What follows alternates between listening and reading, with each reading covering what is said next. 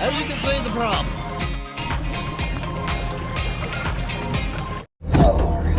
Man, I hope you guys are having half as good of a day as I am. This job is coming to a close. Got that little bit of grading down there done. Now we gotta go up here, collect the brush pile, and then just finish grading the lower end of this field that we cleared. That's a heavy bunch of brush right there. Can't believe I got the whole, I was about to say, I got the whole bundle in one grab. And Karma said, no, you didn't. There we go. I'm telling you, these little Yanmars are pretty tough little machines. See where we're going. Friend, guys. Now we're getting ready to go off a steep bank here. What I'm going to do is I'm going to put the machine in low. I'm going to drop the engine speed a little bit. I'm just going to walk right out onto my boom. You can see we're looking straight at the ground right here, so that tells you how steep it is. And it'll level back off. Well, I did have a little bit more junk in here to pick up. What about that? Now when you're cleaning brush up, let me just tell you, do not worry about getting every little piece the first time. What I'm going to do is just pull and skim. See how that left a clean path? Don't worry about trying not to get any dirt. We'll worry about that here in a little while. Now somewhere down here, we're not sure because the system is so old. Let me just show you here. The septic system comes off up there, about the middle window of that house. And I would assume, which we know what assuming can get us, that it runs straight down this way into the middle of this little field. So I'm not going to dig real deep. This is one reason that I don't wear the teeth out on my bucket. I keep them new. That way they're long and I can just rake the ground. Just like this.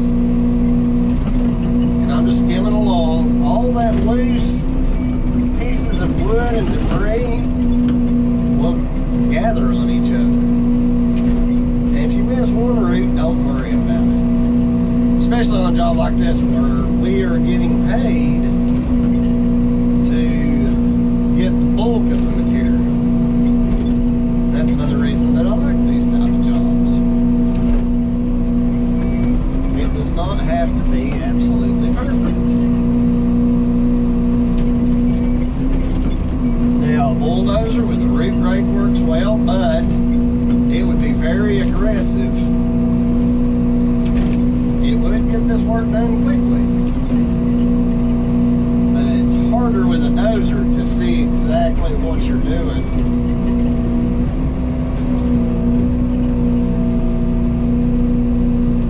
I thought I had all my big piles gathered, but I guess I thought wrong.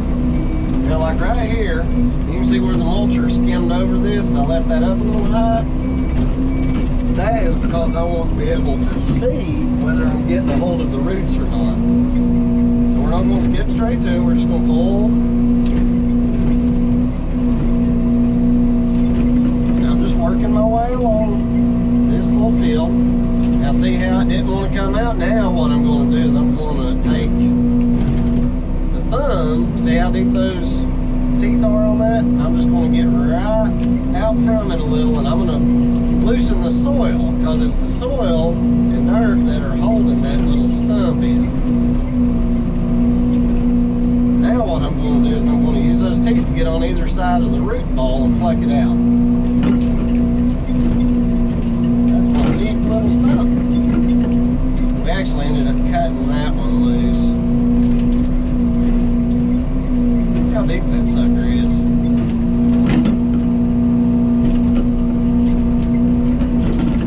Sometimes you just got to go a little deeper than what you want to get a desired effect. Now right here we're clear. We're going to fill our hole back in. Now here's where some people skimp out. See how smooth that looks?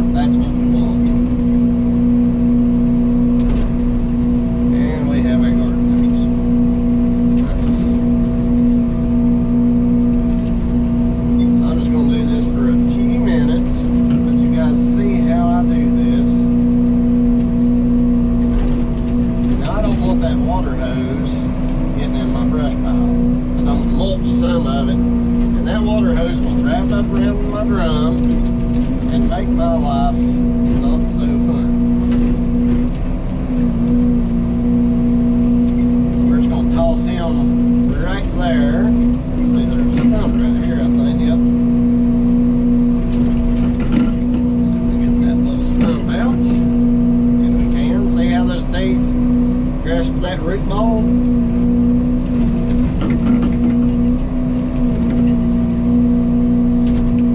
Sometimes these little, what looks like a little sapling is actually a tough little booger. Now as we get toward the center of this field, we are going to not do this deep digging. For one thing, we don't have all these stems sticking up in the middle, which is good. So you can see we made a good little path down through there. Now what I'm going to do is, of course, we're going to time lapse it and let you guys see how this field transforms from that to that.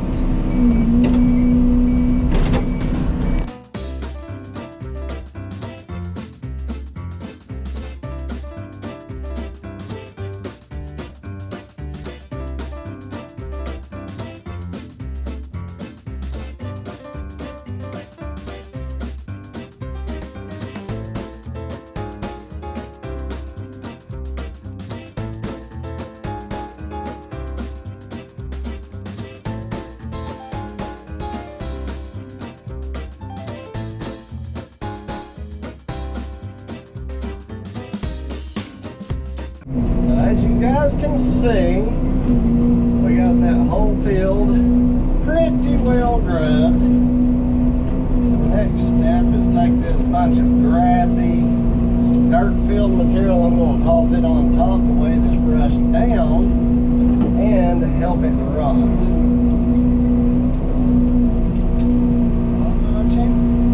Stick tried to come in here, didn't he? So my next plan is we still have to clean all that brush through there, and we've got some stumps up there to grind out. So I'm gonna go ahead and put the mulching head back on and do all of that and give the ground time to dry out so we can do our final back drag across it and smooth everything out. This is not going to be like a perfectly manicured lawn. I don't think it's their plan. It's my understanding it's just going to be kind of a field. So, we don't have to get every little stick and twig.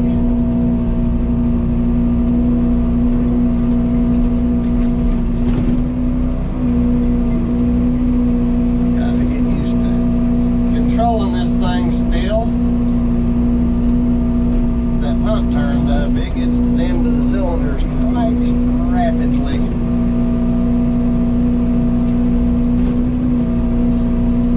But it's made it to where I can actually feather my controls.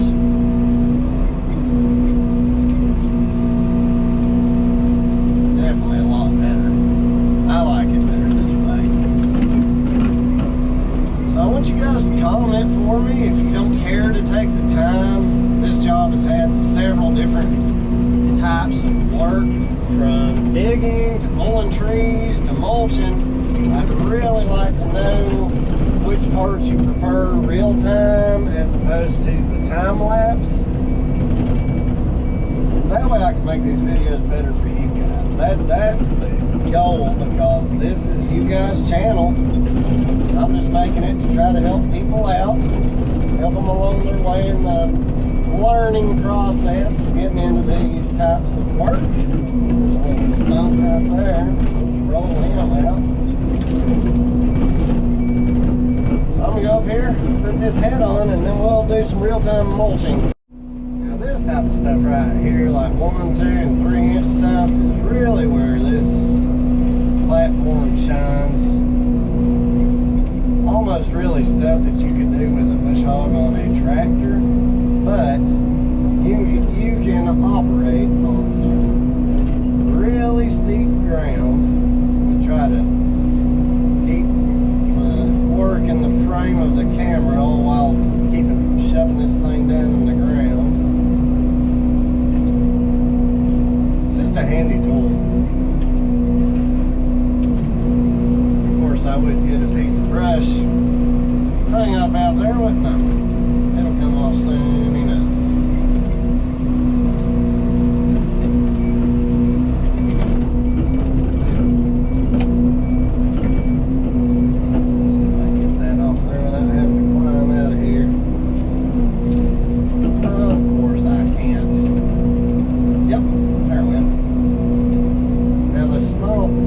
this tree limb right here,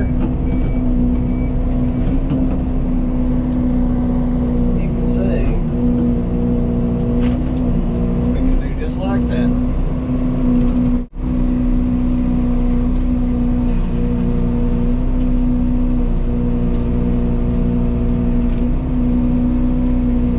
If you own an excavator, you should probably own one of these. It is expensive, but as I stated in earlier parts of these videos, I've been happy with this thing. It's just handy. It turns your excavator into just one more money-making machine. This is one of those things you buy once you've gotten a little bit of money made.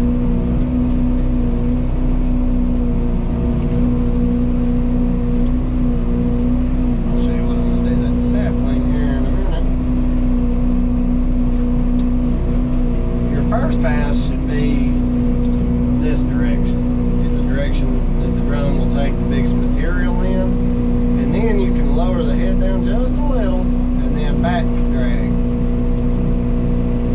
and it'll recut all that material up just a little bit finer. Now when you've got a sapling down like this, I'll just get it started where it'll suck it in and then just I did.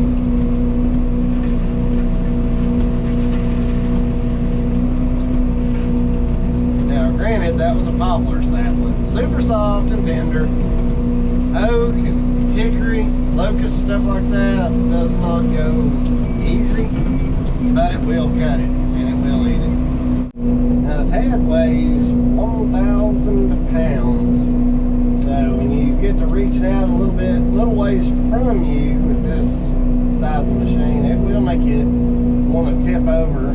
I have the additional counterweight back there, so that helps tremendously.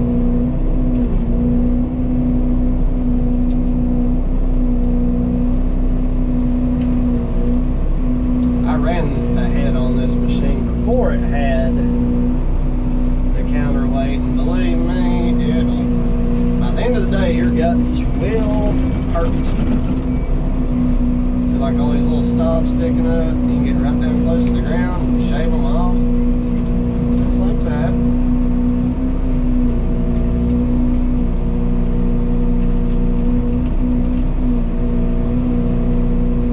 Now, a stick that's been run over like that, you either want to get out, pick it up, and throw it on top of this stuff so the machine can pick it up, or just skip over it, because if you put these sharp teeth into the ground, it will dull them.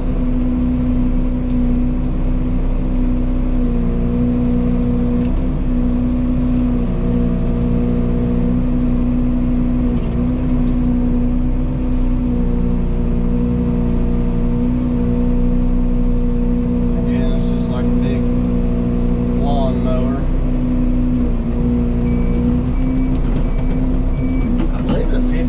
Like a 12 or 13,000 pound machine can run this particular head. I don't know how well, but apparently it will run it. That's what I've read. Probably have to have everything turned up as high as it'll go. You don't have that kind of articulation with a bush hog, I can tell you that. I will not stick my machine into the dirt to get these stobs down too far. I guess we're getting my tripod out of the way, huh? Now what I'm going to do, kill the head, I'm going to run it into some brush to knock the head's beat down before I get out. I have seen a tooth come loose from these things, and I can promise you, you don't want to be anywhere near it when that happens. Right, we are back at it. One of my favorite things about this machine is you can turn that head up that way, but I don't want to do that with that house down below me. Well, just turn the head up, but I would not recommend cutting material.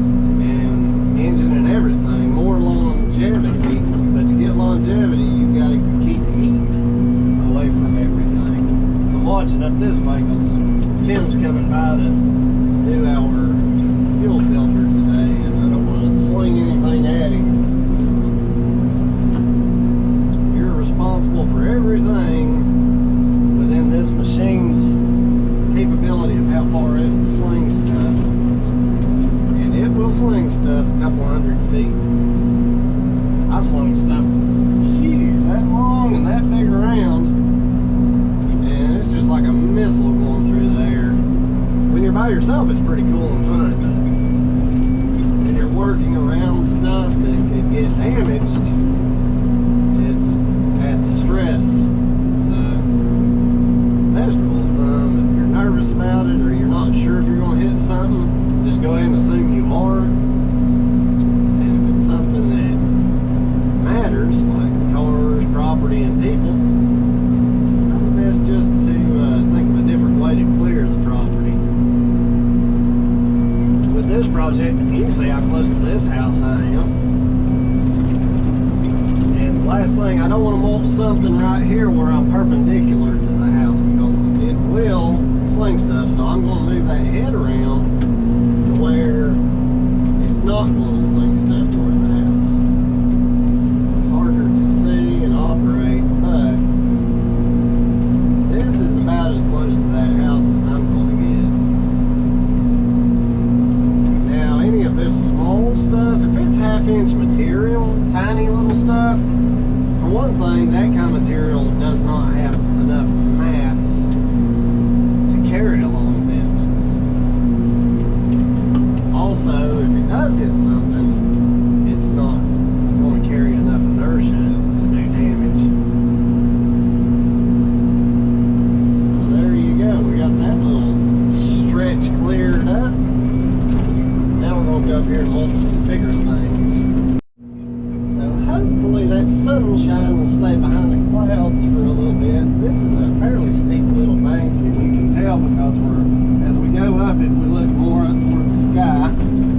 Now what I'm going to do is get at a comfortable distance here, level myself with my blade.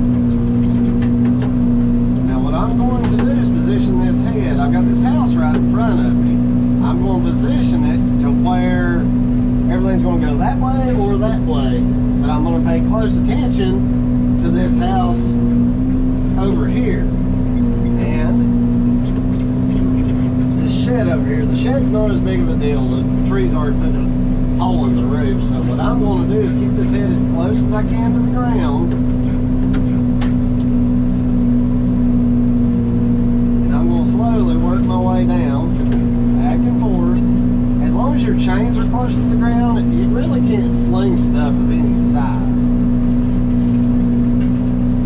But I'm still watching this house over here, and you can see it just shaped that stump down to nothing. So now I'm going to, it's tempting to start up high and swing back and forth, but that just invites material to be able to get slung a long way.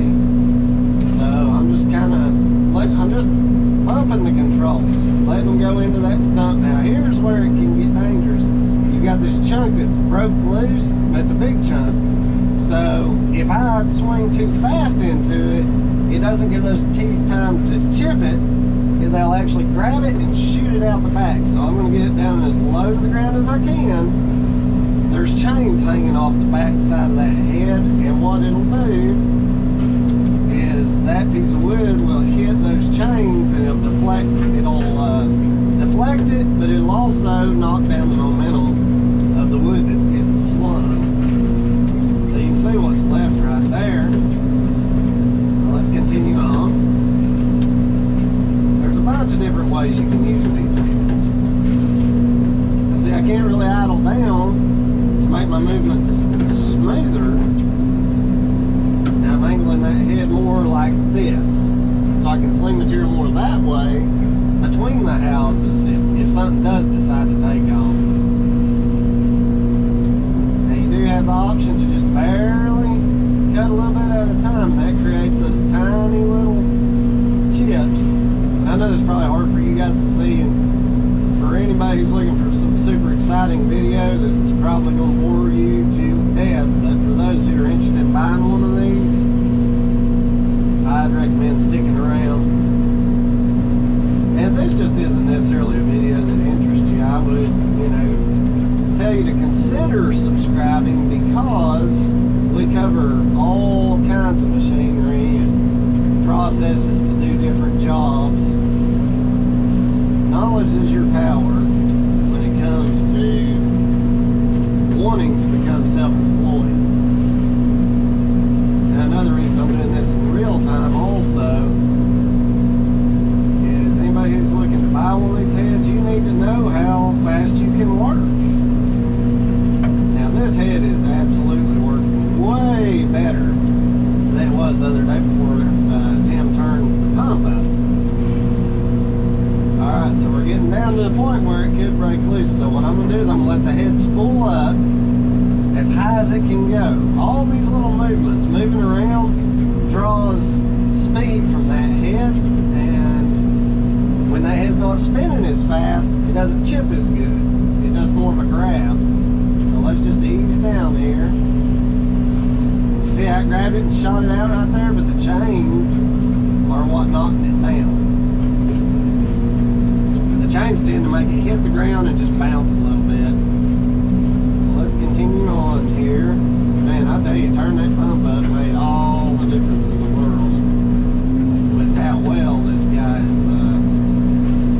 Oh, see that? He grabbed that piece. I don't like re-grinding stuff, especially big chunks when I'm operating around the house.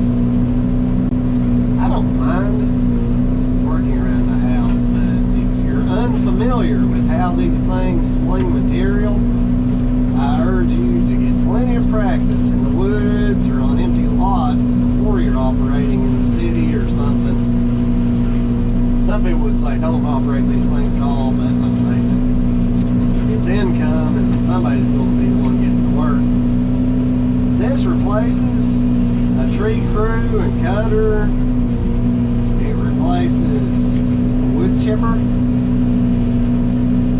I would say this replaces a 6-inch chipper. It doesn't work in the production of like a 15-inch chipper. There's just no comparison. You could cut these trees and run them through a 6-inch chipper and it just suck them in and spit them out in no time.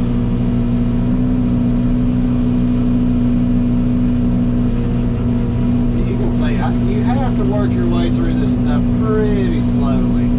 It's not no speed demon. Now there are machines, I've seen 320s and I think is it a 330, huge excavators, but they got a dedicated engine that just runs the head. And you want to see something, look one of those suckers up.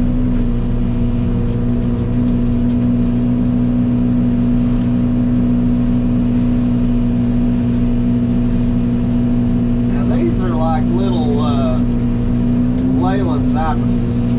Almost any sapwood, if it's a let's say pine, white pine is the easiest thing to chip up out of all this stuff. It's like chipping up marshmallows or something. I mean, you can go up to a white pine this big with this head and just shoot, mulch it straight to the ground almost without taking a pause to let the head pick back up.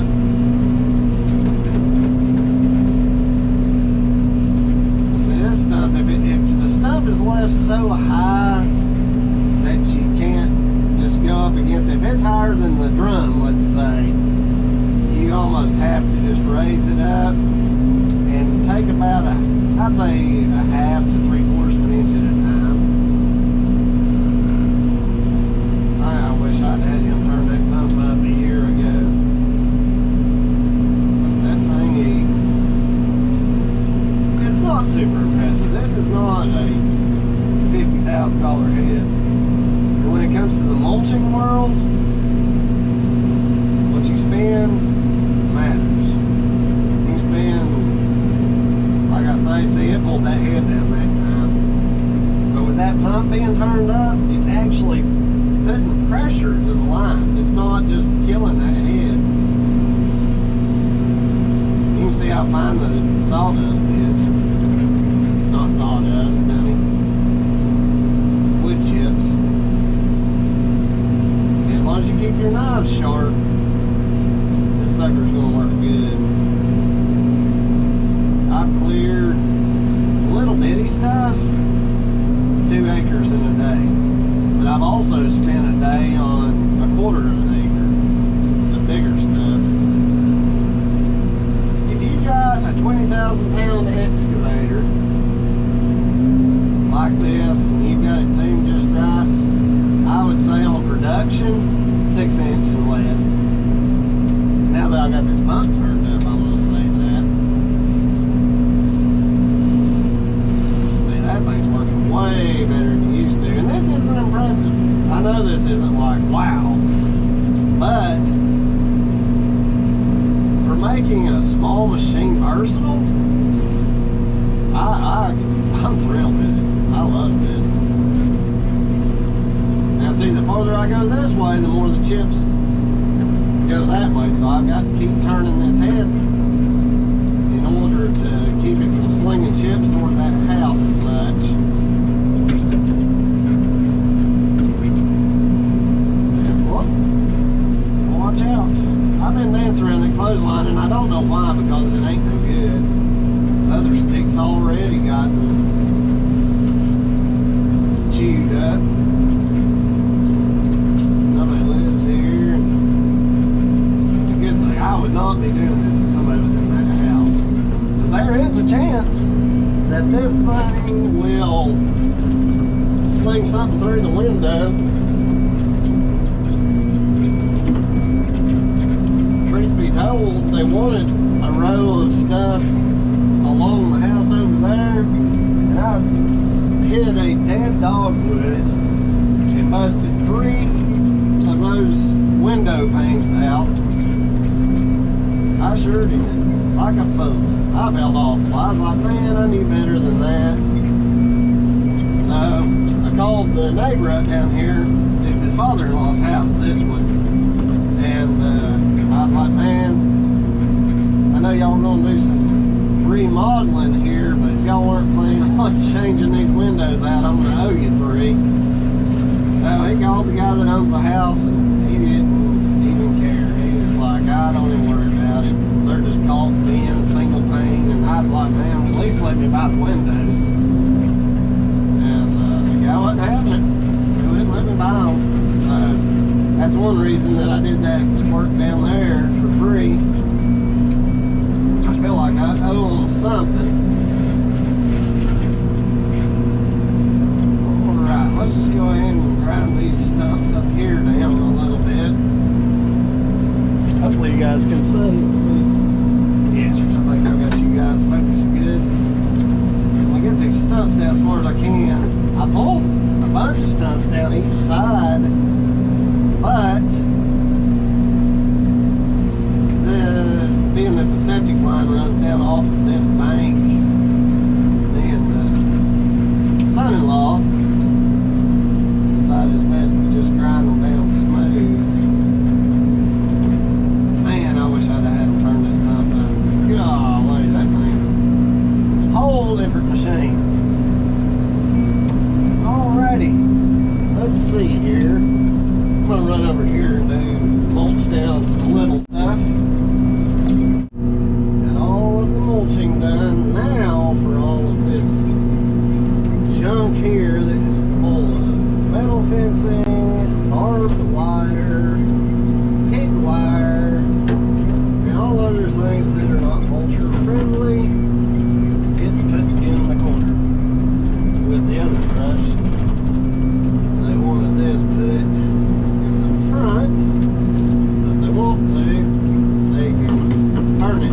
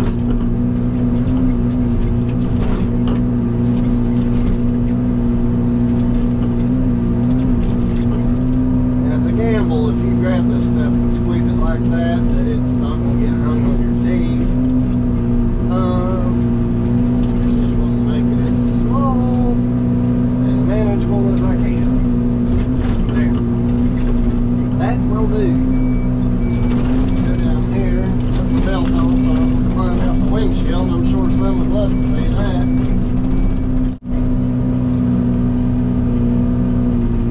That glare's probably terrible. That wire, man.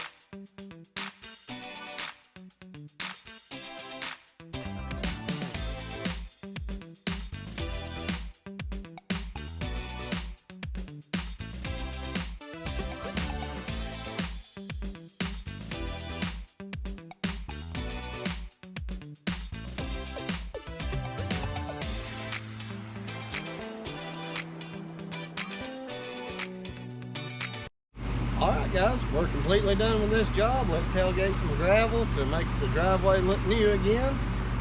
We'll call this finished.